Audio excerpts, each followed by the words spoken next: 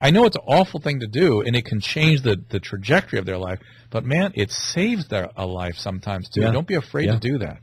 I know you feel horrible doing it, but, man, if somebody's life is in danger, you're trying to save their life. You're doing whatever it takes, okay? Yeah.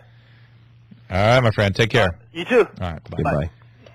blah, blah, blah. Let's see what this is. A sex question. Carrie, what's up, Carrie? Hi. Hey. Hey, Carrie.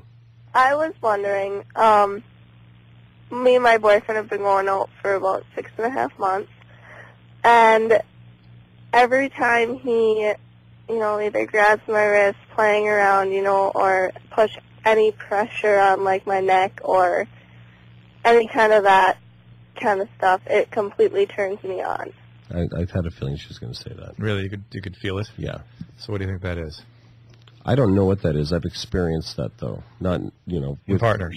In partners, where it's like it's a thing, and then it just gets into a request thing. Yeah. Oftentimes, that's, again, as I've said many, many times in this show, things that are terrorizing in childhood become immensely attractive in adolescence and adulthood.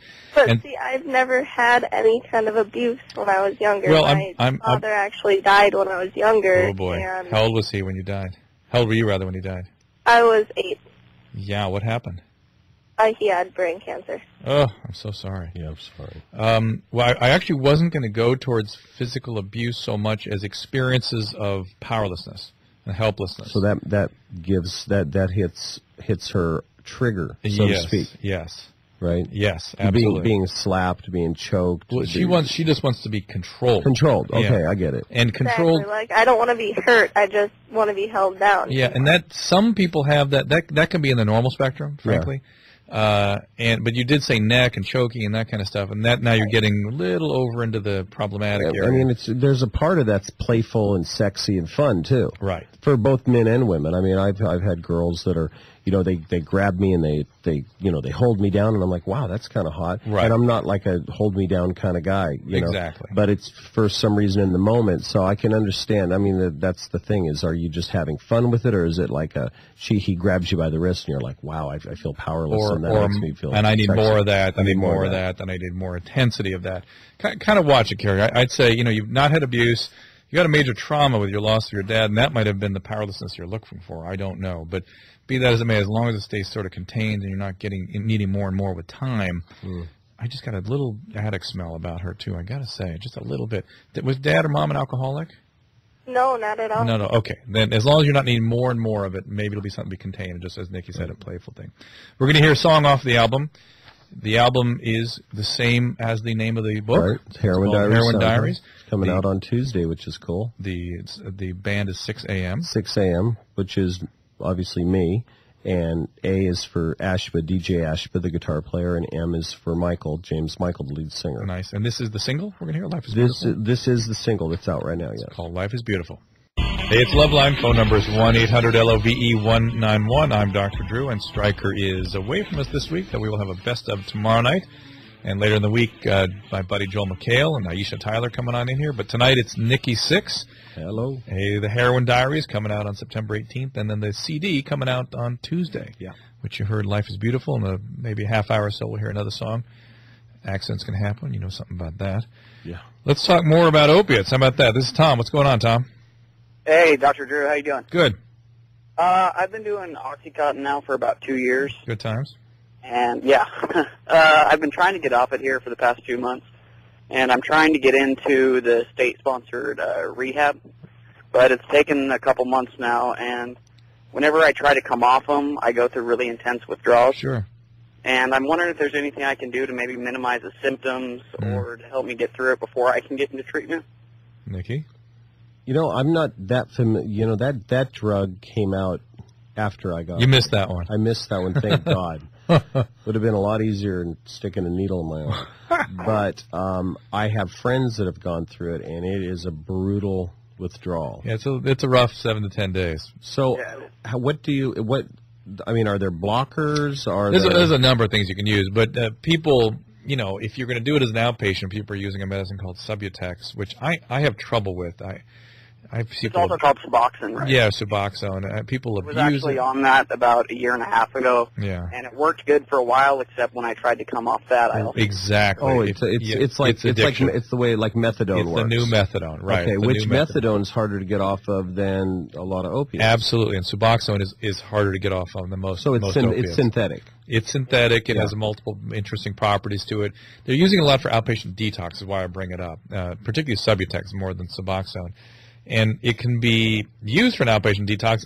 I've never been able to get anybody off anything with that because you go as an outpatient because you go back to the OxyContin just as fast as you come off the Subutex. Sure. So I would urge you to not worry about it.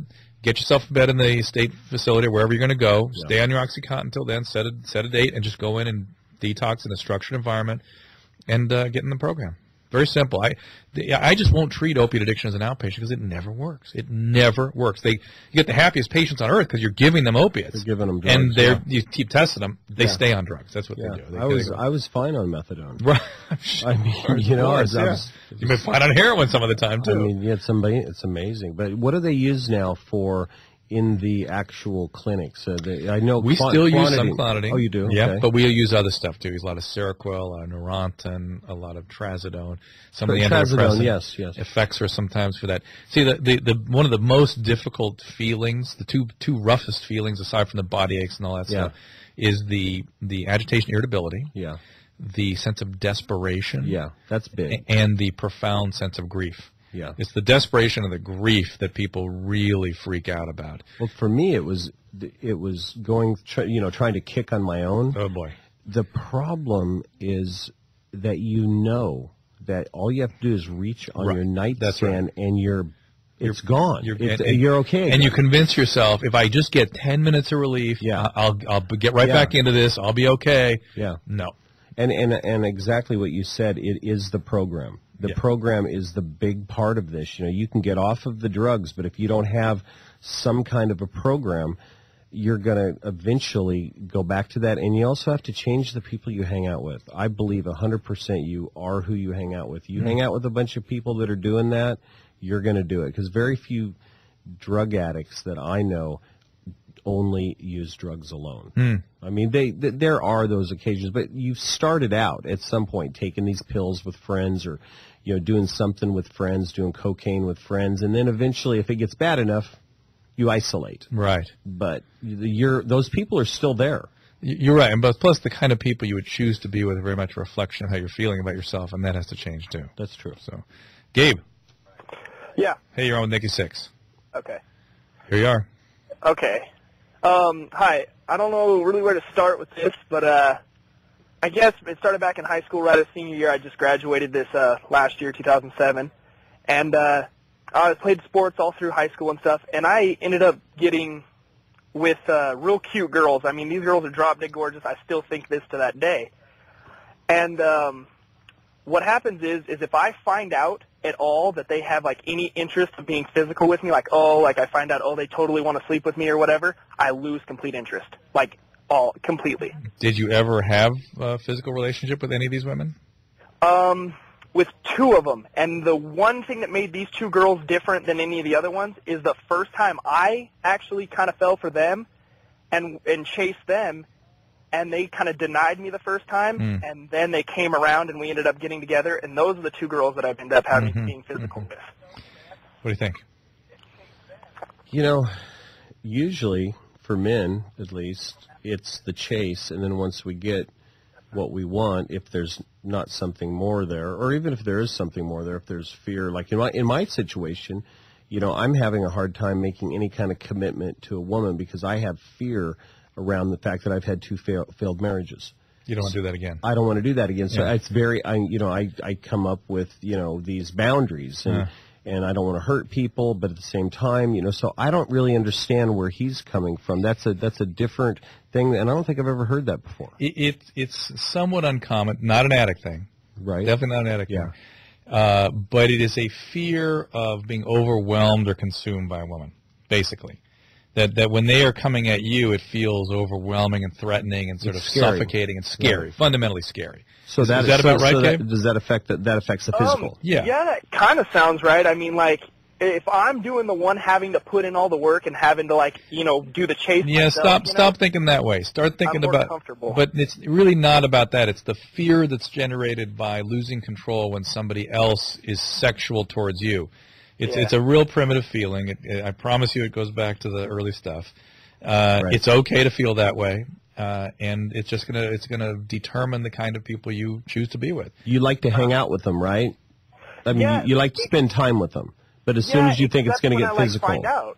that's Because when you when freak. I find out, it's like I stop answering the phone and stuff. Yeah, I'm like, it's I don't fear. wanna It's talk a to them, commitment you know? and fear It's thing. a fear thing. But it can be fear of closeness, fear of intimacy. But I think in Gabe, just my sense of talking to him, it's a fear of sort of being lost in, being taken over by, that kind of thing. It's an intrusion. Really, You know, ultimately. a lot of my buddies, I really think they're in relationships where they're way over their head See. and they really are controlled. No, by that girls, just so you know, Gabe, that's your perception. Really, ultimately, my friend, it's a castration anxiety.